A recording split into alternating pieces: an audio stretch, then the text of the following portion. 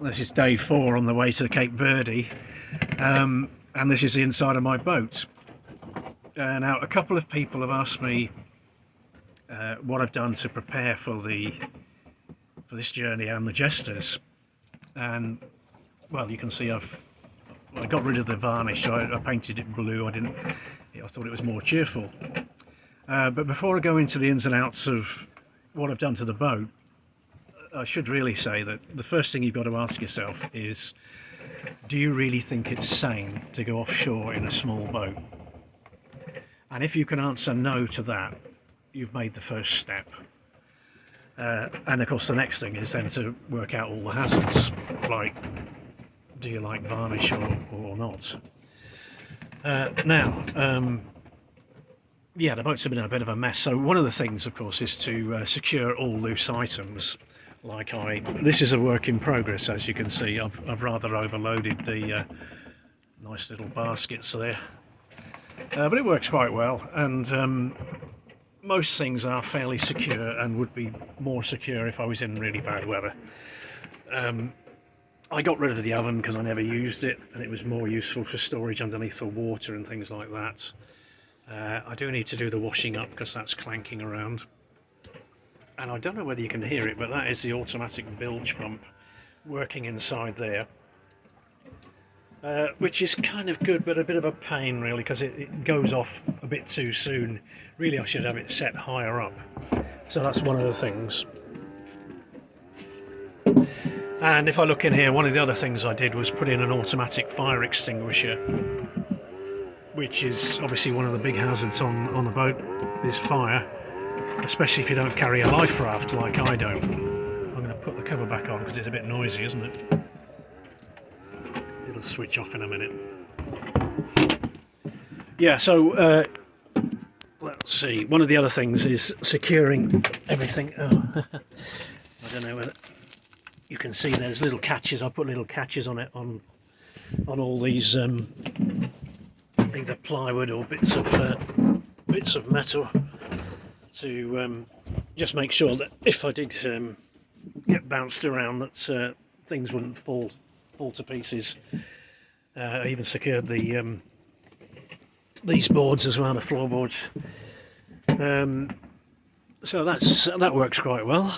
Oh, there's a lee cloth under there, but I hardly ever use it.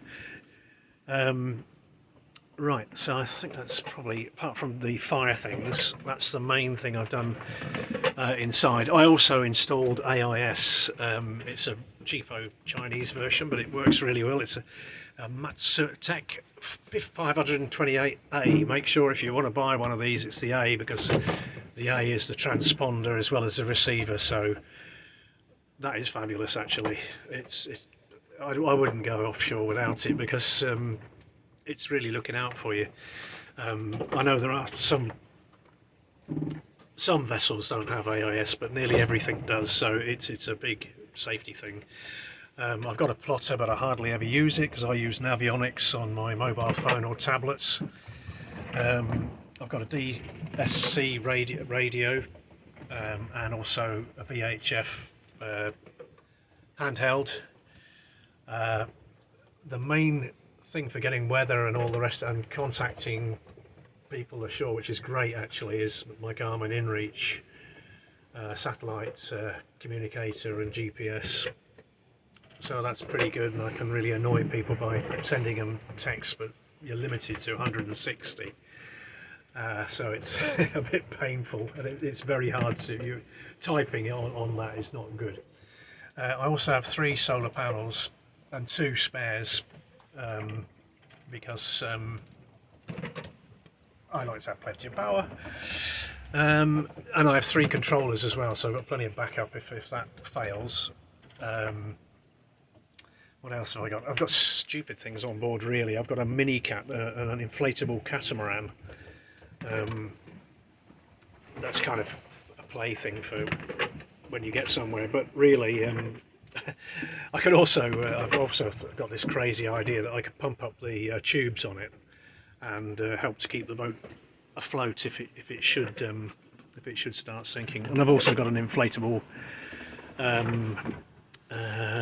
canoe And lastly, I think that's I've put in a manual pump inside because I don't want to be going out on deck when it's really horrible if the boat's full of water to pump it out. So and the electric pump's packed in maybe, so I can pump away here, so in the comfort of my own cabin. And the final thing is, because I find sitting on the chairs a little bit uncomfortable, I've also got my deck chair or camping chair. Dead useful. I revamped all the gas. I've got I put a switch off there, which is easy to get at. I've built a box out. Oh, let's have a look outside. I built a box outside for the gas with a cotton tester in it.